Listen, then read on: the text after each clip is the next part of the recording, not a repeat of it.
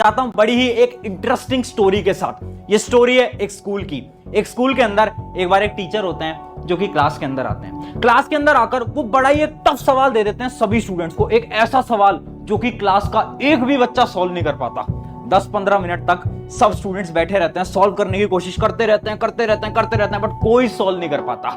10-15 minute बीत जाते हैं। उसके बाद जो टीचर थे क्लास के, वो 2 टॉपर स्टूडेंट्स को बुलाते हैं अपने पास और उन 2 टॉपर स्टूडेंट को बोलते हैं, अच्छा तुमसे टफ सवाल नहीं हो पाया, कोई दिक्कत नहीं है, तुम्हें ना मैं एक इजी सवाल दे देता हूं, अब इसको तुम सॉल्व करने का ट्राई करो। अब वो टॉपर स्टूडेंट उस इजी सवाल को ट्राई करते हैं सॉल्व करने का, बट उनसे वो इजी सवाल भी सॉल्व नहीं हो पाता।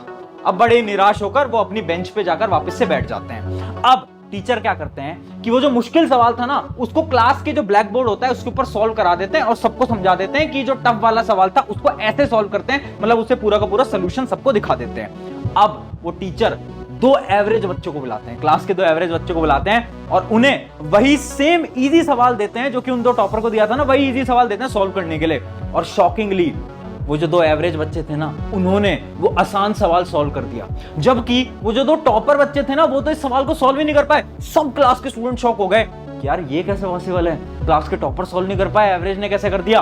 तुम भी शॉक हो गए होगे ना, तुम भी सोच रहे होगे ना ये कैसे पॉसिबल हो पाया। ये पता है क्यों पॉसिबल हो पाया? क्योंकि जब उन 2 टॉपर बच्चों को बुलाया तो उनके दिमाग में ऑलरेडी प्रेशर था। किस चीज का प्रेशर? कि एक सवाल तो हमसे ऑलरेडी सॉल्व नहीं हो पाया है ना, एक मुश्किल सवाल जो कि हम 15 मिनट से सॉल्व करने की कोशिश कर रहे हैं वो तो हमसे ऑलरेडी सॉल्व नहीं हो पाया, अब एक दूसरा सवाल और दे दिया। उनके दिमाग में ऑलरेडी प्रेशर था, जिस प्रेशर की वजह से वो एक आसान सवाल भी सॉल्व नहीं कर पाए। जबकि जब उन 2 एवरेज बच्चों को बुलाया ना, तो उस समय तक टीचर ने वो जो पिछला सवाल था ना, वो पूरा का पूरा सॉल्व करा दिया था, जिससे क्या हुआ, उनके दिमाग का जो प्रेशर था ना वो खत्म हो गया, उन्हें पहले सवाल का सलूशन मिल गया। अब जब उनको दूसरा सवाल दिया गया जो कि एक आसान सवाल था, तो उन्होंने बड़ी आसानी से उस सवाल को सॉल्व कर दिया। तुम सोच रहे होगे भैया ये कहानी आप हमें क्यों बता रहे हो? क्योंकि ये कहानी बहुत ज्यादा इंपॉर्टेंट है और यही है हमारा पॉइंट नंबर 1 जो कि है ओवर थिंकिंग। देखो, तुम पूछते हो ना कि प्रशांत भैया हम पढ़ते तो हैं बट एग्जाम के अंदर ना हम चीजों को भूल जाते हैं, हम याद नहीं कर पाते, पता नहीं कैसे। ये पता है क्यों होता है? क्योंकि आप पढ़ तो रहे हो बट आप ओवर थिंकिंग बहुत कर रहे हो। कितने ऐसे स्टूडेंट्स हैं जो कि ये सोचते रहते हैं कि यार एग्जाम के अंदर मार्क्स कितने आएंगे, भैया अगर एग्जाम के अंदर अच्छे मार्क्स नहीं आए तो क्या होगा, भैया अगर टीचर ने मुझसे ये बोल दिया, अगर मेरे पेरेंट्स मुझसे डिसअपॉइंट हो गए, मेरे रिश्तेदार क्या बोलेंगे अगर मेरा रिजल्ट नहीं आया तो, मेरा सिलेक्शन नहीं हुआ तो क्या होगा। कितने ऐसे स्टूडेंट्स हैं। हम क्या कर रहे हैं? हम हर रोज ओवर थिंकिंग कर रहे हैं। हम दिमाग को भरे जा रहे हैं और उसके बाद पढ़ने बैठ रहे हैं। अरे भाई दिमाग तुम्हारा इतना है, पूरा तुमने भर रखा है, अब तुम पढ़ने बैठोगे 10 घंटे पढ़ो, 12 घंटे पढ़ो, 24 घंटे पढ़ो, कुछ जाएगा अंदर? नहीं जाएगा। सबसे बड़ी प्रॉब्लम है ओवर थिंकिंग। 99% स्टूडेंट्स इस प्रॉब्लम की वजह से नहीं पढ़ पाते। अगर आपने ओवर थिंकिंग करना बंद कर दिया ना, भरोसा मानो आपको 12 घंटे पढ़ने की जरूरत नहीं है, आप कम पढ़ोगे बट आपके मार्क्स बहुत अच्छे आने लगेंगे। और वो जो स्टूडेंट है ना जो आखिरी के समय पर पढ़ते हैं, वो पता है क्यों अच्छे मार्क्स लाते हैं? क्योंकि वो ओवर थिंकिंग नहीं करते। वो ये नहीं सोचते कल क्या होगा, परसों क्या होगा, वो सोचते हैं भाई जितना टाइम है पढ़ लेते हैं, अपना बेस्ट लगा देते हैं और वो अच्छे मार्क्स ले आते हैं। तो पहला स्टेप याद रखना है, avoid over thinking, one of the most important step. अब बढ़ते हैं हमारे दूसरे स्टेप की तरफ जो कि है टाइगर स्ट्रैटेजी। बड़ी ही इंपॉर्टेंट स्ट्रैटेजी। देखो, आपने एक टाइगर को, एक शेर को शिकार करते हुए देखा है? अच्छा चलो मान लो नहीं देखा हो, कभी मूवीज वगैरह में तो देखा होगा। अगर मूवीज में नहीं देखा तो मैं बता देता हूं। जो शेर होता है, जो टाइगर होता है ना, वो हर रोज शिकार नहीं करता, वो ना कभी कभार शिकार करता है, मतलब वीक में 1 बार, महीने में 1-2 बार ही शिकार करता है। बट जब वो शिकार करने जाता है ना, तो अपनी वो पूरी एनर्जी लगा देता है, पूरी चीजें लगा देता है, अपना बेस्ट लगा देता है उस शिकार के पीछे, है ना। और ये जो आखिरी का समय है ना, एग्जाम का टाइम, इसमें आपको टाइगर की तरह बनना पड़ेगा, आपको शेर की तरह बनना पड़ेगा। अब आप 12 घंटे पढ़ो, 10 घंटे पढ़ो, फर्क नहीं पड़ता, बट आप जितने भी घंटे पढ़ रहे हो ना, उस घंटे में अपना बेस्ट लगा दो। अच्छा, तुमने कितनी बार देखा होगा कि तुम पढ़ रहे हो, तुम्हारा हाथ मोबाइल फोन पे चला गया, तुम पढ़ रहे हो, तुम्हारा अचानक से हुआ कि यार चल पानी पी के आते हैं, घूमने जाते हैं, और फिर तुम बाहर गए अपने रूम से और फिर तुम 1 घंटे बाद रूम के अंदर आ रहे हो। कितनी बार हुआ? ये होता है ना। ये तो हम पढ़ते तो हैं बट हम अच्छी तरीके से नहीं पढ़ते। तो अब से आपको क्या फॉलो करना है? Tiger strategy. टाइगर स्ट्रैटेजी ये बोलती है कम पढ़ो, 5 घंटे पढ़ लो, 4 घंटे पढ़ लो, 6 घंटे पढ़ लो, फर्क नहीं पड़ता, बट उस समय पर आपको तपस्या करनी होगी। तपस्या मतलब कि भैया सब कुछ भूलना पड़ेगा। मोबाइल फोन कहां है? दूर रख दो, दूर रख दो, रूम की कुंडी लगा ली, है ना, अपनी किताब कॉपी के साथ बैठ के पढ़ रहे हो, उस समय पर डिस्ट्रैक्शन एकदम 0 करना पड़ेगा। यह है हमारी टेक्निक नंबर 2 जो कि है टाइगर स्ट्रैटेजी। अब बढ़ते हैं हमारी अगली टेक्निक की तरफ जो कि है टाइम मैनेजमेंट। सबसे बड़ा सवाल जो कि मुझसे हर एक स्टूडेंट पूछता है कि भैया टाइम नहीं है, भैया टाइम ही नहीं है, भैया एग्जाम इतने पास हैं, एग्जाम तो हमारे ऑलरेडी चल भी रहे हैं, और भैया इतना कम टाइम है, कैसे हो पाएगा, मेरा दिन तो यहाँ वहां चला जाता है। उसके अलावा भैया मैं टाइम टेबल बनाता भी हूँ, बनाती भी हूँ, बट मैं फॉलो ही नहीं कर पाता, फॉलो ही नहीं कर पाती, है ना।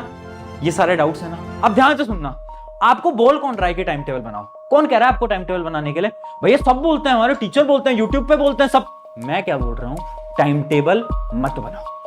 हाँ, आखिरी के समय पर टाइम टेबल नहीं बनाना।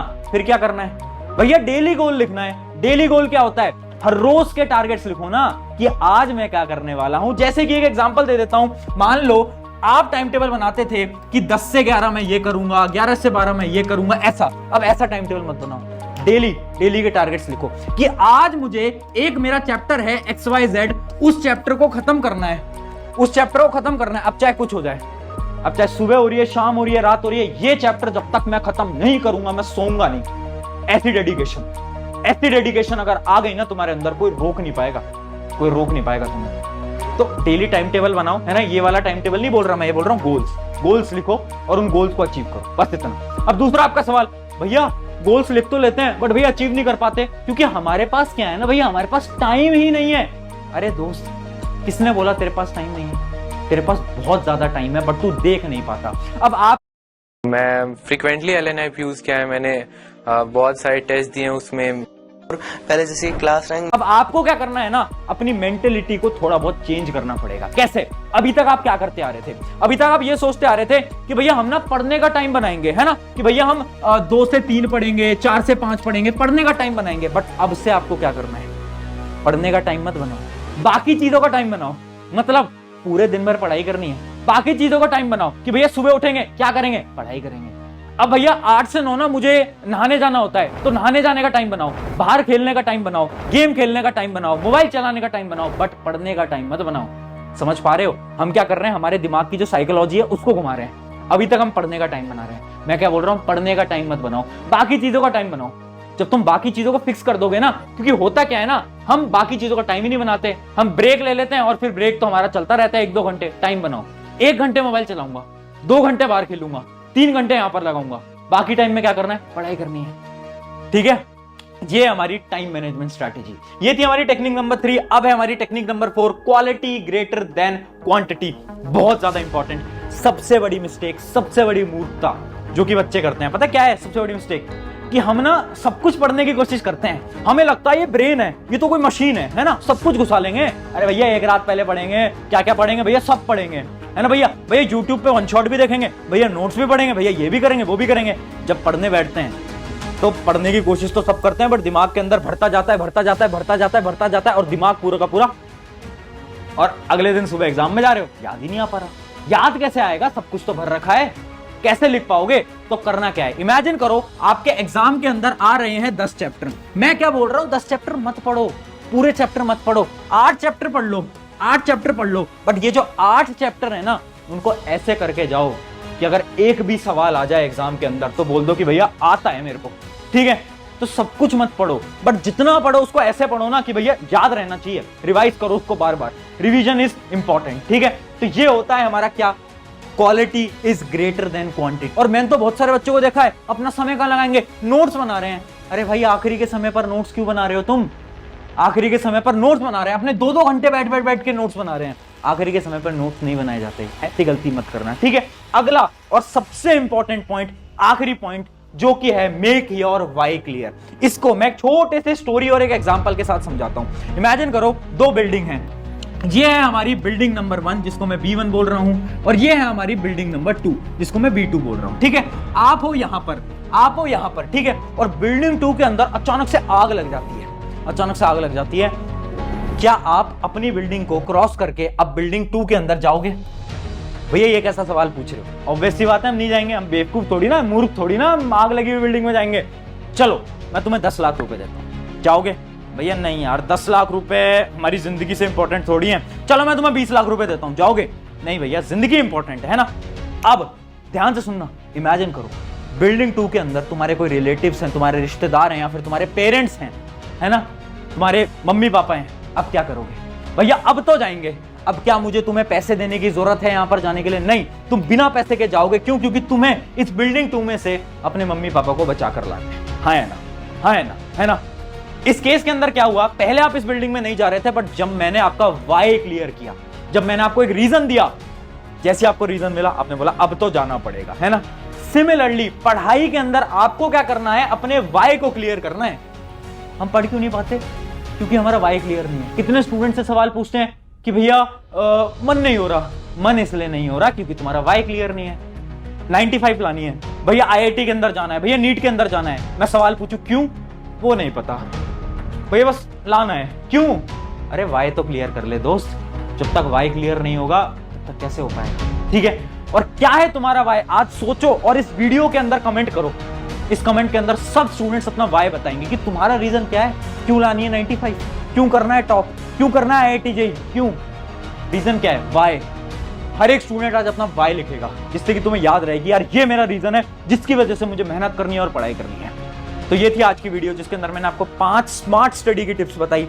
अगर इन टिप्स को फॉलो करते हो, और मैं बोल रहा हूं अगर सच में फॉलो करते हो, वीडियो देख के चले जाओगे भूल जाओगे, कोई फायदा नहीं है दोस्त। सच में फॉलो करो, ट्राई करो, देखना कुछ दिन के अंदर रिजल्ट्स मिलेंगे और जो आपके मार्क्स हैं वो अचानक से इंक्रीज हो जाएंगे। शुक्रिया एवरीवन, मेरा नाम है प्रशांत। अगर वीडियो अच्छी लगती है चैनल सब्सक्राइब करना वो आपकी मर्जी है, बट अपने एक दोस्त के साथ तो जरूर शेयर कर देना। शुक्रिया एवरीवन। क्या कुछ